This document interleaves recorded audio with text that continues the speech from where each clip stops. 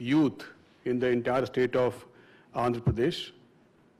Today, the Honorable Chief Minister will release the job calendar, which will be a month-wise number of posts which will be going for notifications under various departments as per the vacancy. This job calendar is the first time in the state, in the history of the state, when under the guidance and direction of the Chief Minister, the Finance Department, in duly consulting all the departments and all the stakeholders, have taken a survey of all the vacancies in all the departments, and after doing the full exercise and after also studying the priority of the government from the point of view of manpower requirement to fill these vacancies, we have prepared the monthly calendar for the current year 21-22, sir. And this meeting is convened to release that calendar by the Honorable Chief Minister. We have invited the major departments here, sir. Major from the point of view of the number of posts which the departments will be getting as per this year calendar, sir. We have also invited all the chairpersons and secretary of the APPSC and the Police Recruitment Board, who will be the major recruitment agency. And we have also got through video conferencing all the district collectors, sir, who are the chairpersons of the DSC, sir, for the purpose of recruitment. Now with the Honorable Chief Minister's permission, we will play a 3-minute or less than 3-minute audio visual, sir, very short film, sir.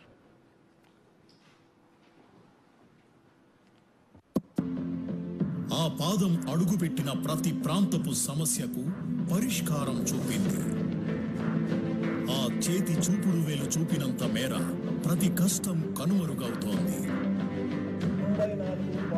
ప్రతి హామీ అమలు చేయాలన్నదే ఈ ప్రభుత్వ ధ్యేయం. చెప్పినవే కాదు, చెప్పనివి కూడా చేయడమే మన జగనన్న నైజం. 2019 జూన్ నుండి ఇప్పటి వరకు జగనన్న ప్రభుత్వం భర్తీ చేసిన వివరాలు చూస్తే దేశ చరిత్రలో కని విని ఎరుగని రీతిలో గతంలో ఏ ప్రభుత్వము చేయని విధంగా కేవలం 2 ఏళ్లలో రికార్డు స్థాయిలో 6 లక్షలకు పైగా ఉద్యోగాలను ఇచ్చి ఉద్యోగ కల్పనను ఒక ఉద్యమంగా తీసుకున్న ఏకైక ముఖ్యమంత్రిగా పేరు సాధించారు మన జగనన్న. ట్రాన్స్పరెంట్ పాలసీలు పారిశ్రామికవేత్తల ముందర మేము ఉంచుతా ఉన్నాం. ఎవరైనా కూడా చెప్తా ఉన్నాం, మీకు ఏం కావాలన్నా నేను చేయడానికి సిద్ధంగా ఉన్నా. నాకు కావాల్సిందల్లా మన పిల్లలకు ఉద్యోగాలు ఇవ్వడం తప్పనించి నేను మిమ్మల్ని అడిగేది ఏమీ ఉండదు అని చెప్పి ప్రతి పారిశ్రామికవేత్త చెప్తాను. విస్తృత ఉపాధి కల్పనే విజన్, యువతకు వీలైనన్ని ఉద్యోగాలివ్వడమే మిషన్, నిరుద్యోగితను పారద్రోలడమే టార్గెట్ అన్న ధోరణిలో ఇంటింటికి క్యాలెండర్ ప్రకారం సంక్షేమ ఫలం. సరిగ్గా అలాగే జాబ్ క్యాలెండర్ ద్వారా యువతకు ఉద్యోగం. జూన్ 18న విప్లవాత్మక రీతిలో ప్రారంభం. జూలై 2021 నుంచి మార్చి 2022 వరకు వివిధ శాఖల్లో ఉన్న 10,143 ఉద్యోగాలను ఇస్తున్నట్టు సగర్వంగా ప్రకటిస్తూ రాష్ట్రంలో ప్రభుత్వ ఉద్యోగాల విప్లవం తెస్తున్న ఏకైక ముఖ్యమంత్రి మన జగనన్న.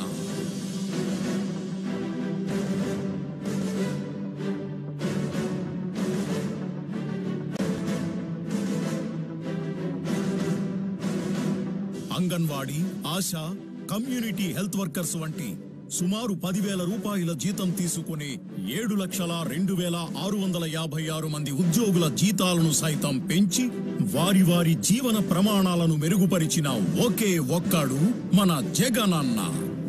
అవినీతి, ఆశ్రిత పక్షపాతం, లంచాలకు తావు లేకుండా పారదర్శకంగా కేవలం రాత పరీక్షల్లో మెరిట్ ప్రాతిపదికన ఉద్యోగాల భర్తీ, పరీక్షల నిర్వహణలో ప్రఖ్యాత ఐఐటి, ఐఐఎంల సహకారంతో ఒక విప్లవాత్మక ఉద్యోగ విధానానికి నాంది.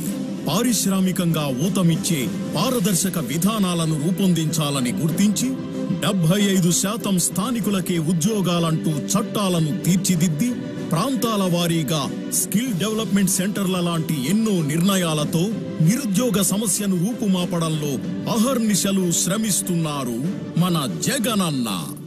దూరదృష్టి, పారదర్శకత, పాలనా దక్షత వెరసి ఏపీ సీఎం శ్రీ వైఎస్ జగన్మోహన్ రెడ్డి గారు.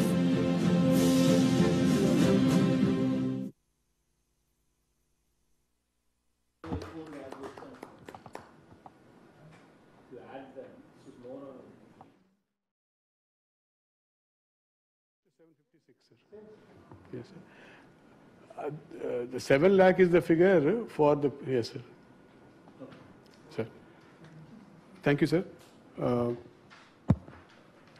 Now I will request the Honorable Chief Minister to kindly deliver his message for all of us. ఈరోజు జరగబోయే ఈ కార్యక్రమం దేవుని దయతో మరో మంచి కార్యక్రమానికి ఈరోజు శ్రీకారం చుడతా ఉన్నాం. రాష్ట్ర వ్యాప్తంగా చదువుకున్న పిల్లలు ఎంతో ఆతృతతో ఎదురు చూస్తూ ఉంటారు. ప్రభుత్వం తరపు నుంచి నోటిఫికేషన్ వస్తుందని, కోచింగ్ తీసుకునేటప్పుడు ఎంత వ్యవధి కోచింగ్ కోసం పెట్టాలి, ఎందుకంటే కోచింగ్ మన గ్రామాలలో ఉండదు. కోచింగ్ తీసుకోవాలంటే ఎక్కడికో వెళ్ళి జిల్లా హెడ్ క్వార్టర్స్లోనూ, కార్పొరేషన్ హెడ్ క్వార్టర్స్లోనూ, సిటీలలోకి వెళ్ళి తీసుకోవాల్సిన అవసరం. అక్కడ మన ఇల్లు ఉండదు, ఇల్లులు బాడెక్కి తీసుకుని అక్కడ నెలల తరబడి కోచింగ్ తీసుకుంటూ ఉండాలి. ఆ కోచింగ్ తీసుకున్న తర్వాత ఉద్యోగాలు నోటిఫికేషన్ ఎప్పుడు ఇస్తారో కూడా తెలియని పరిస్థితుల్లో ఆ కోచింగ్ జరుగుతూనే ఉంటే ఆ పిల్లలకు మనోధైర్యం కూడా కోల్పోయే పరిస్థితి వస్తుంది. ఆ పరిస్థితులన్నీ కూడా మార్చి ఈరోజు వచ్చే 9 నెలల కాలంలో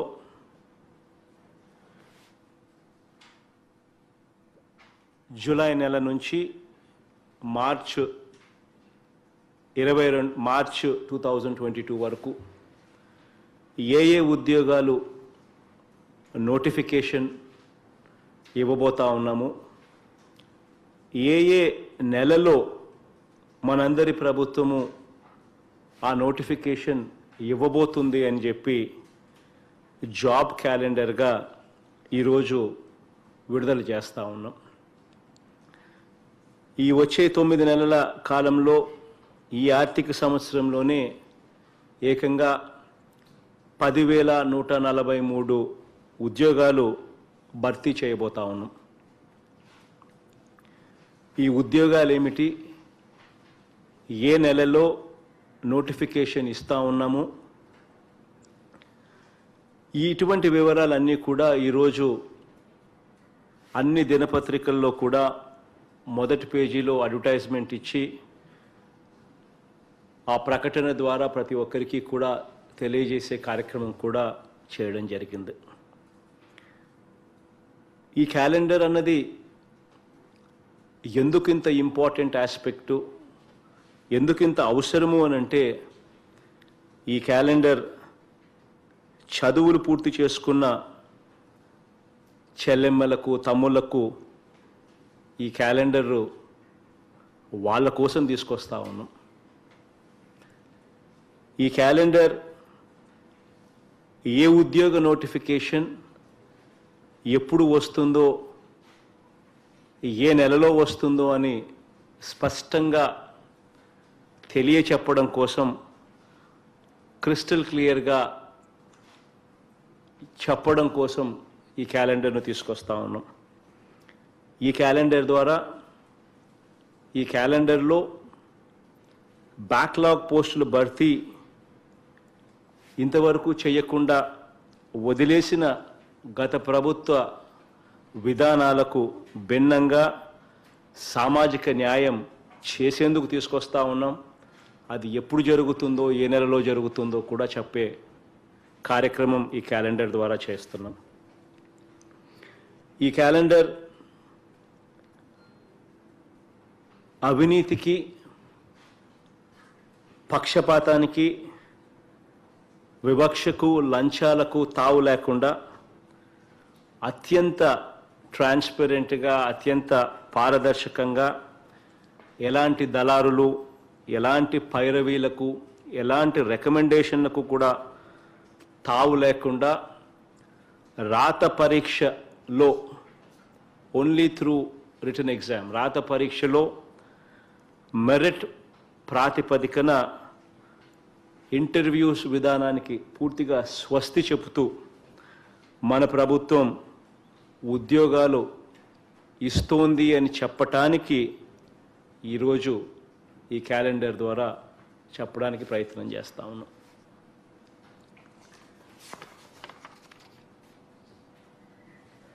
ఈరోజు కొన్ని విషయాలు జ్ఞాపకం తెచ్చుకుంటే, అధికారంలోకి వచ్చిన మీకు బాగా గుర్తుండే ఉంటుంది, బహుశా జూన్ 2019 అధికారంలోకి వచ్చిన కేవలం 4 నెలల్లోపే, అంటే అక్టోబర్ 2వ తారీఖు లోపు గ్రామ సచివాలయాలు వెలిసాయి.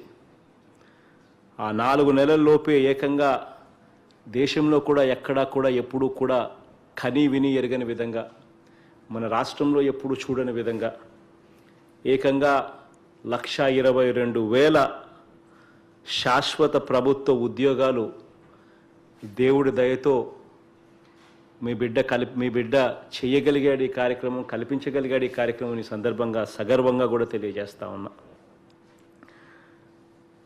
ఇన్ని ఉద్యోగాలు ఎప్పుడూ కూడా జరగని విషయాలు. ఈ ఉద్యోగాలతో పాటు నిరుద్యోగ యువతలో సేవాభావాన్ని పెంపొందిస్తూ వారిని కూడా సామాజిక సేవ కోసం, వారిని కూడా సమాజానికి ఉపయోగపడేలా ఉపయోగించుకుంటూ వారికి గౌరవ వేతనం ఇస్తూ ప్రతి 50 ఇళ్లకు ఒక వాలంటీర్ వ్యవస్థను తీసుకొని వచ్చి దాదాపుగా 2,50,000 పైచిలుకు నిరుద్యోగులను ఈ గొప్ప కార్యక్రమంలో భాగస్వాములుగా చేయగలిగామని చెప్పి కూడా ఈ సందర్భంగా సగర్వంగా కూడా తెలియజేస్తా ఉన్నాను. కేవలం ఈ 2 సంవత్సరాల కాలంలోనే ఏకంగా 1 కాదు, 2 కాదు, 3 కాదు, ఏకంగా ఈ 2 సంవత్సరాల కాలంలో అక్షరాల 6,03,756 ఉద్యోగాలు ప్రభుత్వ పరంగా భర్తీ చేయగలిగాము అని చెప్పి సందర్భంగా సగర్వంగా కూడా తెలియజేస్తా ఉన్నాను. ఇందులో ఈ 6,03,756 ఉద్యోగాలలో ప్రభుత్వం తరపున భర్తీ చేసిన ఈ ఉద్యోగాలలో ఇందులో 1,84,264 ఉద్యోగాలు శాశ్వత ప్రాతిపదిక, శాశ్వతంగా గవర్నమెంట్ ఉద్యోగాలు ఇవ్వగలిగామని చెప్పి కూడా సగర్వంగా తెలియజేస్తా ఉన్నాం. 3,99,791 ఉద్యోగాలు అవుట్సోర్సింగ్ ఉద్యోగాలు, మరో 19,701 ఉద్యోగం కాంట్రాక్ట్ ఉద్యోగాలు, అన్నీ కలిపి 6,03,756 ఉద్యోగాలని చెప్పి సగర్వంగా తెలియజేస్తా ఉన్నా. వీరితో పాటు వీళ్ళనే కాకుండా చాలని జీతాలతో బతుకుబండి ఈడుస్తా ఉన్న 7,02,656 మందికి లబ్ధి చేకూర్చేలా వాళ్ళందరి వేతనాలు కూడా పెంచడం జరిగింది. ఎన్నికలకు 3 నెలల ముందు వరకు గత ప్రభుత్వ హయాంలో ఆ 5 సంవత్సరాల కాలంలో ఆ ఉద్యోగస్తులందరూ కూడా, ఆ 7,02,656 మంది ఉద్యోగస్తులందరూ కూడా ఆ గత ప్రభుత్వ హయాంలో ఎన్నికలకు 3 నెలల ముందు వరకు కూడా వాళ్ళు ఎలా బతికారు, వాళ్ళు ఎంత జీతాలు ఇచ్చేవారు అన్నది ఒక్కసారి జ్ఞాపకం చేసుకోమని అడుగుతా ఉన్నా. ఈ 2 సంవత్సరాల కాలంలో ఇదే 7,02,656 మంది ఈ కుటుంబాలు ఈరోజు వీళ్ళ జీతాలు ఎంత, వీళ్ళ బ్రతుకులు ఎలా మారాయి అన్నది కూడా ఒక్కసారి జ్ఞాపకం చేసుకుంటే నిజంగా దేవుడు దయతో ఈ కార్యక్రమం చేయగలిగినందుకు చాలా చాలా సంతోషాన్ని ఇస్తుంది. ఈరోజు పత్రికా ప్రకటనలోనే ఇంతకుముందు వాళ్ళ జీతాలు ఏ స్థాయిలో ఉండేటివి ఎన్నికలకు 3 నెలల ముందు వరకు, ఈరోజు మన ప్రభుత్వం వచ్చిన తర్వాత ఆ జీతాలను ఏ స్థాయికి పెంచి ఈ 2 సంవత్సరాలలో మనం ఇస్తా ఉన్నాము అని చెప్పి ఈరోజు పత్రికా ప్రకటన ద్వారా అందరికీ కూడా తెలియజేస్తూ ఈరోజు ప్రకటన కూడా ఇవ్వడం జరిగింది. ఉద్యోగాలకు సంబంధించి మరో పెద్ద మార్పును కూడా చేయడం జరిగింది. అదేమిటి అంటే అవుట్సోర్సింగ్ ఉద్యోగాల నియామకంలో గతంలో 12,000 గవర్నమెంట్ తరపు నుంచి అవుట్సోర్సింగ్ విధానంలో కాంట్రాక్ట్కి ఇస్తే తీరా ఎంప్లాయీకి వచ్చేసరికి ఉద్యోగస్తుడికి వచ్చేసరికి అది 7-8,000కు పడిపోయిన పరిస్థితులు కనిపించేటివి. మధ్యలో దళారీలు ఉండేవాళ్ళు, జీతాలు ఇచ్చేటప్పుడు వాళ్ళకి ఇవ్వాలి, వారికి లంచాలు ఇవ్వాలి, కట్టింగులు పోతాయి, అన్ని రకాలుగా నష్టపోయి చివరికి గవర్నమెంట్ ఏమో అవుట్సోర్సింగ్ కాంట్రాక్టుకు 12,000 ఇచ్చే పరిస్థితి ఉంటే ఉదాహరణగా చివరికి వచ్చేసరికి 8,000 రూపాయలకు కూడా చేతికి అందని పరిస్థితిలో అవుట్సోర్సింగ్ విధానంలో జరిగే పరిస్థితిని పూర్తిగా మార్చేసి ప్రతి నెల 1వ తారీఖున టెన్షన్ ప్రతి నెల 1వ తారీఖున క్రమం తప్పకుండా మధ్యలో ఎలాంటి దళారీ వ్యవస్థ కూడా లేకుండా అవినీతిని పూర్తిగా నిర్మూలించి ట్రాన్స్పరెంట్గా జవాబుదారుతనం తీసుకువస్తూ అన్ని ప్రభుత్వ శాఖల్లో కూడా అవసరమైన ఉద్యోగాల నియామకాల కోసం ఏపీ అవుట్సోర్సింగ్ కార్పొరేషన్ ఆప్కాస్ ఏర్పాటు చేసి దాని ద్వారా దాదాపుగా 95,000 ఉద్యోగాలు దాదాపుగా దాని ద్వారా అవుట్సోర్సింగ్ ఎంప్లాయీస్కు గతంలో ఇచ్చే జీతాల కన్నా ఈరోజు చాలా మెరుగైన జీతాలు వచ్చేట్టుగా చేయగలిగామని చెప్పి సగర్వంగా కూడా ఈ సందర్భంగా తెలియజేస్తా ఉన్నాను. అలాగే ఆర్టీసీ ఉద్యోగుల గురించి ఒక్కసారి కూడా ఇక్కడ గుర్తు చేసుకోవాల్సిన అవసరం కూడా ఉంది. దశాబ్దాల పరగా వాళ్ళు అడిగేవాళ్ళు, మమ్మల్ని గవర్నమెంట్లోకి విలీనం చేసుకోండి, మా బ్రతుకులు అన్యాయంగా ఉన్నాయి అని చెప్పి. ఏ రోజు ఎవరూ కూడా పట్టించుకున్న పరిస్థితులు లేవు. అలాంటి పరిస్థితిని పూర్తిగా మారుస్తూ సంవత్సరానికి 3,600 కోట్ల రూపాయల అదనపు భారం పడుతూ ఉన్న ప్రభుత్వం మీద దాన్ని కూడా చిరునవ్వుతోనే స్వీకరించి ఇచ్చిన మాట ప్రకారం ప్రభుత్వంలో 51,387 మంది ఆర్టీసీ ఉద్యోగస్తులందరినీ కూడా ప్రభుత్వంలోకి విలీనం చేసి వాళ్ళందరికీ కూడా ఉద్యోగ భద్రతను ఇవ్వడమే కాకుండా పదవీ విరమణ వయసు కూడా 60 సంవత్సరాలకు కూడా పెంచాము అని చెప్పి కూడా ఈ సందర్భంగా సగర్వంగా మీ బిడ్డలా తెలియజేస్తా ఉన్నాను. ఈరోజు కాంట్రాక్ట్ ఉద్యోగస్తులకు జీతాలు పెరిగేట్టుగా ఇదొకటే కాకుండా కాంట్రాక్ట్ ఉద్యోగస్తులకు కూడా ఇంతకుముందు 5 సంవత్సరాల కాలంలో వాళ్ళ జీతాలు ఎంత, ఈరోజు వాళ్ళ జీతాలు ఎలా ఉన్నాయని చెప్పి కూడా ఒక్కసారి జ్ఞాపకం చేసుకోగలిగితే ఈ 2 సంవత్సరాలలో సగర్వంగా ఇంకొక మాట కూడా చెప్పగలుగుతాను. ఈ కాంట్రాక్ట్ ఉద్యోగస్తులందరికీ కూడా గతంలో జరగని విధంగా మినిమం టైం స్కేల్ తీసుకువచ్చి వారి జీతాలు కూడా పెంచాము అని చెప్పి సగర్వంగా ఈ సందర్భంగా కూడా తెలియజేస్తా ఉన్నాను. ఈ మినిమం టైం స్కేల్ అన్నది మన ప్రభుత్వం వచ్చిన తర్వాత మనం అమలు చేశాము అని చెప్పి కూడా సగర్వంగా తెలియజేస్తా ఉన్నాను. గతంలో 5 సంవత్సరాల పరిపాలన జరిగినప్పుడు ఏ ఒక్కరూ కూడా మినిమం టైం స్కేల్ అమలు చేయాలి అని చెప్పి తపన పడిన పరిస్థితులు ఎప్పుడూ కూడా లేవు.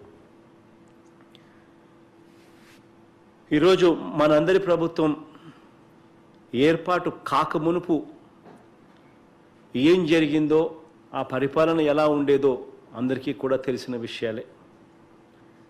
అప్పట్లో ఏపీపీఎస్సీలో ఉద్యోగ నియామకాలు ఎప్పుడు నోటిఫికేషన్ వస్తుందో ప్రతిరోజు కూడా ఎదురుచూపులే ఉండేటివి.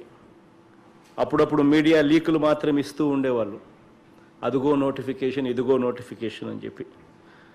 ఆ నోటిఫికేషన్ ఎప్పుడు వస్తుందో అని చెప్పి కళ్ళు కాయలు కాసేలా నిరుద్యోగులందరూ కూడా ఎదురు చూసేవాళ్ళు. నోటిఫికేషన్ వస్తున్నప్పుడు వస్తుందేమో, ఉద్యోగాలు రాకుండా పోతాయేమో, దానికోసం చదవాలి కదా అని చెప్పి ఏకంగా పట్టణాలకు వెళ్ళి నెలలు సంవత్సరాలు కాదు, నెలలు కూడా కాదు, సంవత్సరాలు అక్కడే అద్దెలు కడుతూ కోచింగ్ సెంటర్లలో కోచింగ్ తీసుకుంటూ చివరికి నోటిఫికేషన్ రాని పరిస్థితులు మన కళ్ళ ఎదుటనే కూడా కనిపించేటివి. ఇలాంటి పరిస్థితిని పూర్తిగా మారుస్తూ చేయగలిగిన మంచంతా కూడా చేయడానికి ఏమాత్రం కూడా వెనకాడకుండా ముందడుగులు వేస్తూ ఉన్నాము అని చెప్పి మీ బిడ్డలా ఈ సందర్భంలో చెప్పడానికి గర్వపడతా ఉన్నానని చెప్పి తెలియజేస్తూ ఉన్నాను. ఇక్కడ మరో విషయం కూడా ఒక్కసారి గుర్తుకు కూడా తెచ్చుకోవాలి. ఆ రోజుల్లో గత ప్రభుత్వం చెప్పిన వాగ్దానాలను కూడా ఒక్కసారి జ్ఞాపకం చేసుకోవాలి. ఆ రోజుల్లో రాష్ట్ర విభజన సమయంలో 1,40,000 ఉద్యోగాలు ఖాళీగా ఉన్నాయని, వాటిని మేం భర్తీ చేస్తామని ఎన్నికల వాగ్దానంలో వాళ్ళ మేనిఫెస్టోలో అది పెట్టి 2014లో అధికారంలోకి వచ్చిన తర్వాత ఆ మేనిఫెస్టోను చెత్తబుట్టలోకి వేసిన పరిస్థితులను కూడా ఒక్కసారి జ్ఞాపకం చేసుకోమని అడుగుతా ఉన్నా. వాళ్ళు చేసినది ఏమిటి అని అంటే, ఉద్యోగాలు ఇవ్వకపోగా చివరికి ప్రత్యేక హోదా ద్వారా అంతో ఇంతో ప్రైవేట్ రంగంలో అన్న కనీసం ఉద్యోగాలు వస్తాయని చెప్పి ఎదురు చూస్తూ ఉన్న పరిస్థితిని కూడా పూర్తిగా తాకట్టు పెట్టి ఒక లేని ప్రత్యేక ప్యాకేజీ కోసం, ఓటుకు కోట్ల కేసు కోసం పూర్తిగా తాకట్టు పెట్టిన పరిస్థితులు కనిపించాయి. అప్పటి కేంద్ర ప్రభుత్వంలో కూడా ఇదే గత ప్రభుత్వ పెద్దలందరూ కూడా 2 మంత్రి పదవులు కూడా అనుభవించారు. అవకాశం ఉన్న రోజుల్లో వారు రాజీ పడడం వల్ల ఇప్పుడు మనం ఢిల్లీ వెళ్ళిన ప్రతిసారి కేంద్ర ప్రభుత్వానికి ప్రత్యేక హోదా ఇవ్వండి అని చెప్పి వాళ్ళని రిక్వెస్ట్ చేయాల్సిన పరిస్థితిలోకి ఈరోజు వచ్చాం. ఇప్పుడు కేంద్రంలో సంకీర్ణ ప్రభుత్వం లేదు కాబట్టి అక్కడున్న ప్రభుత్వానికి లోక్సభలో వాళ్ళకు కావాల్సిన పూర్తి మెజారిటీ వాళ్ళకే ఉంది కాబట్టి ఈరోజు మనం పదే అడగడం తప్ప చేయగలిగిన ఏమీ లేని పరిస్థితిలో ఈరోజు మనం ఉన్నాం. దేవుడి దయతో ఈ పరిస్థితులు కూడా ఎప్పుడో ఒకరోజు మారుతాయి అని చెప్పి సంపూర్ణంగా నమ్ముతా ఉన్నాను. దేవుడి ఆశీస్సులతో ఎప్పుడో ఒకసారి ఇది మంచి జరుగుతుందని చెప్పి కోరుకుంటా ఉన్నాను. గత ప్రభుత్వంలో ఆ రోజు అన్న మాటలు కూడా మనందరికీ కూడా తెలిసినవే. ఏ రకంగా మాటలతో మోసం చేశారు, మాటలతో భ్రమ కల్పించారు అన్నది కూడా మనందరికీ తెలిసిన విషయాలే. ఆ రోజు అప్పట్లో ఫలానా వ్యక్తి వస్తే జాబ్ వస్తుందని కూడా గొప్పగా చెప్పారు. అప్పట్లో ప్రతి ఇంటికి ఉద్యోగం ఇవ్వకపోతే 2,000 రూపాయలు నిరుద్యోగ భృతి ఇస్తాము అని చెప్పి కూడా అప్పట్లో చెప్పడం జరిగింది. కానీ ఆ తర్వాత ఉద్యోగాలు లేవు, నిరుద్యోగ భృతి లేదు. ఒక్కటైతే జరిగింది, ఎన్నికలకు 3 నెలల ముందు మాత్రం ఒక డ్రామా మాత్రం చేశారు. ఇది మాత్రం ఖచ్చితంగా జరిగింది. ఈరోజు అందుకు భిన్నంగా మనందరి ప్రభుత్వం అధికారంలోకి వచ్చిన తర్వాత ఇవాళ నేను గర్వంగా కూడా చెప్తా ఉన్నాను, ఈ 6,03,000 ఉద్యోగాలు మన కళ్ళ ఎదుటనే కనిపిస్తూ ఉన్నాయి అని చెప్పి. అప్పట్లో ఇస్తామన్న 1,40,000 ఉద్యోగాలు, ఖాళీగా ఉన్న 1,40,000 ఇస్తామని చెప్పి మేనిఫెస్టోలో పెట్టి ఎగరగొట్టిన పరిస్థితుల నుంచి ఇవ్వకపోగా ఈరోజు కోవిడ్ పరిస్థితిలో ఉన్నా కూడా ఈరోజు రాష్ట్రానికి రెవెన్యూ రావాల్సిన ఆదాయం తగ్గినా కూడా ఈరోజు ఇటువంటి ప్రతికూల పరిస్థితుల్లో కూడా దేవుడి దయతో ఎక్కడా కూడా సంక్షేమం ఆగలేదు, ఎక్కడా కూడా అభివృద్ధి కార్యక్రమాలు కూడా ఆగలేదు అని చెప్పి సందర్భంగా గుర్తు చేస్తూ తెలియజేస్తా ఉన్నాను. నవరత్నాలు ఆగలేదు, వాగ్దానాల అమలు ఆగలేదు, బడుల నిర్మాణం ఆగలేదు, రైతులకు అక్కచెల్లెమ్మలకు చదువుకునే పిల్లలకు అవ్వాతాతలకు ప్రతి సామాజిక వర్గానికి కూడా అందరికీ కూడా న్యాయం చేస్తూ దేవుడి దయతో అడుగులు ముందుకు వేసే కార్యక్రమం సాగుతానే ఉంది అని చెప్పి ఈ సందర్భంగా తెలియజేస్తా ఉన్నాను. గతంలో ఉద్యోగాలు అంతో ఇంతో ఎక్కడైనా ఇచ్చే పరిస్థితి ఎక్కడైనా ఉంటుంది ప్రైవేట్ రంగంలో అయినా కూడా అని అంటే రాజధాని ఎక్కడుంది అని చెప్పి పరిగెత్తుకుని పోయే పరిస్థితుల్లో ఉండేటివి. ఆ రాజధానిలో కూడా హైదరాబాదుకు వెళ్ళే పరిస్థితి ఎక్కువగా అనిపించేది. ఈరోజు ఆ పరిస్థితులన్నీ కూడా మార్పుకు గురవుతూ ఉన్నాయి. ఈరోజు మన ఉద్యోగాలు మన గ్రామాలకే వచ్చి మన గ్రామంలోనే మనకి ఇవాళ ఉద్యోగాలు వచ్చే పరిస్థితి ఇవాళ కనిపిస్తూ ఉన్నాయి. ఈరోజు డీసెంట్రలైజేషన్తో జాబ్ మార్కెట్ కూడా విస్తరిస్తూ ఉన్న పరిస్థితి కనిపిస్తూ ఉంది. గ్రామాలలో రూపురేఖలు మారుతూ ఉన్నాయి. గ్రామాలలో మన కళ్ళ ఎదుటనే ఇవాళ శిథిలావస్థలో ఉన్న బడులన్నీ కూడా ఇంగ్లీష్ మీడియం వైపులు అడుగులు వేస్తూ ఉన్నాయి. నాడు నేడు కార్యక్రమంతో రూపురేఖలు మార్చుకుని మన పిల్లలకు మెరుగైన భవిష్యత్తు ఇక్కడే కనిపిస్తూ ఉంది అన్న సంకేతాలు ఇస్తూ ఉన్నాయి. ఈరోజు మన గ్రామంలోనే విలేజ్ క్లినిక్లు మన కళ్ళ ఎదుటనే కట్టబడతా ఉన్నాయి. కొద్ది రోజుల్లో పూర్తయ్యే పరిస్థితి కూడా కనిపిస్తూ ఉంది. ఈరోజు మన గ్రామంలోనే విత్తనం నుంచి పంట అమ్మకం వరకు రైతులకు అడుగడుగునా కూడా చెయ్యి పట్టుకుని నడిపించే వ్యవస్థతో ఆర్బీకేలు మన కళ్ళ ఎదుటనే కనిపిస్తూ ఉన్నాయి. ఈరోజు మన గ్రామంలోనే ఈరోజు మన కళ్ళ ఎదుటనే ఈరోజు ఈ సంవత్సర కాలంలో గోడౌన్లు, కోల్డ్ స్టోరేజ్లు, ప్రైమరీ ప్రాసెసింగ్ యూనిట్లు, అసైయింగ్ ఎక్విప్మెంట్లు, ఈ సంవత్సర కాలంలోనే గ్రామాలలోనే డిజిటల్ లైబ్రరీస్ కూడా తీసుకురావడం కూడా జరుగుతూ ఉంది. ఈరోజు దేవుడి దయతో మనం ఏర్పాటు చేయబోతున్న స్కిల్ డెవలప్మెంట్ సెంటర్లు కానీ హార్బర్లు 8 చోట్ల కట్టించే కార్యక్రమాలు చేస్తూ ఉన్నాం. ఆ హార్బర్ల వల్ల కానివ్వండి, కొత్తవి 16 మెడికల్ కాలేజీలు కట్టబోతా ఉన్నాము. ఆ మెడికల్ కాలేజీల వల్ల కానివ్వండి,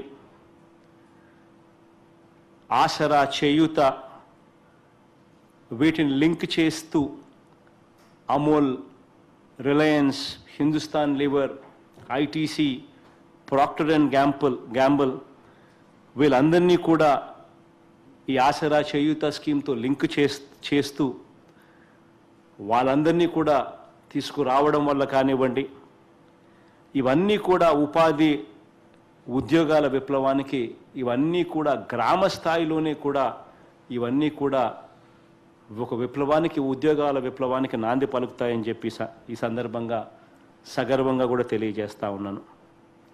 ఈరోజు పిల్లల్ని చదివించుకునేలా తల్లిదండ్రులను ప్రోత్సహిస్తున్నాం. నాణ్యమైన విద్య అందించేలా విద్యా విధానంలో మార్పులు తీసుకొస్తా ఉన్నాం. ప్రతి పాప ప్రతి బాబు కూడా గ్రాడ్యుయేట్ చదవాలని చెప్పి ఆ గ్రాడ్యుయేట్ చదివించే దానికోసం గట్టి సంకల్పంతో ఈరోజు అడుగులు కూడా వేస్తూ ఉన్నాం. చదువుకున్న ప్రతి చెల్లెమ్మ ప్రతి తమ్ముడికి కూడా అవకాశాలను విస్తరించే దిశగా అడుగులు ముందుకు వేస్తూ యుద్ధ ప్రాతిపదికన అడుగులు వేయిస్తున్నామని చెప్పి కూడా ఈ సందర్భంగా తెలియజేస్తూ ఉన్నాం. ఇవన్నీ కూడా నిండు మనసుతో చేస్తూ ఉన్నాం. ఇవన్నీ మంచి ఫలితాలు ఇవ్వాలని, రాబోయే రోజుల్లో దేవుడి దయ, మీ అందరి చల్లని దీవెనలతో ఇంకా మంచి చేసే అవకాశాలు కూడా రావాలని మనసారా కూడా కోరుకుంటూ మంచి జరగాలని చెప్పి ఈ కార్యక్రమానికి శ్రీకారం చుడుతూ ఈరోజు ఈ కార్యక్రమాన్ని ప్రారంభిస్తా ఉన్నాం. I request the Honorable Chief Minister to kindly release the job calendar for the year 21-22.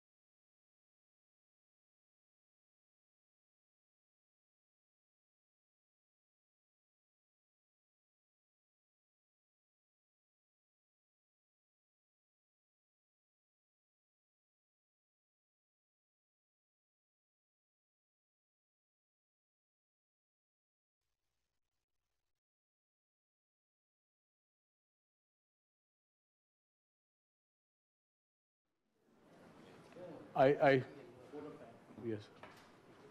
I thank the Honorable Chief Minister for releasing the job calendar, which is nothing less than a gift for 6,03,000 people already and 10,000 more people for people from our state in the coming 1 year, sir. I thank all the officers, advisors and the ministers who have come here as a part of this function. And I also thank all the district collectors who have taken part in this program on the video conference. Thank you all, sir. ఈ క్రెడిట్లో కలెక్టర్లందరికీ కూడా భాగస్వామ్యం ఉంది. ఎందుకంటే మీ అందరి సహాయ సహకారాల వల్ల లంచాలు లేకుండా, వివక్ష లేకుండా 4 నెలల కాలంలోనే ఏకంగా 1,22,000 సచివాలయ ఉద్యోగాలు చేయగలిగాము అని అంటే ఈ రోజుకి కూడా ఒకసారి వెనక్కి వెళ్ళి ఆలోచన చేస్తే ఎటువంటి కంప్లైంట్ లేకుండా ఇన్ని లక్షల మందితో దాదాపుగా 10 లక్షల మంది పైచులకు ఉద్యోగాలకు రాసి ఒకసారి ఆలోచన చేస్తేనే ఒకసారి అన్బిలీవబుల్గా కనిపిస్తుంది. So my profound thanks to all the collectors also and all the government officials. Without మీ అందరి సహకారం లేకపోయిందంటే ఇది ఎప్పటికీ కూడా జరిగి ఉండేది కాదు. My profound thanks to all of you also.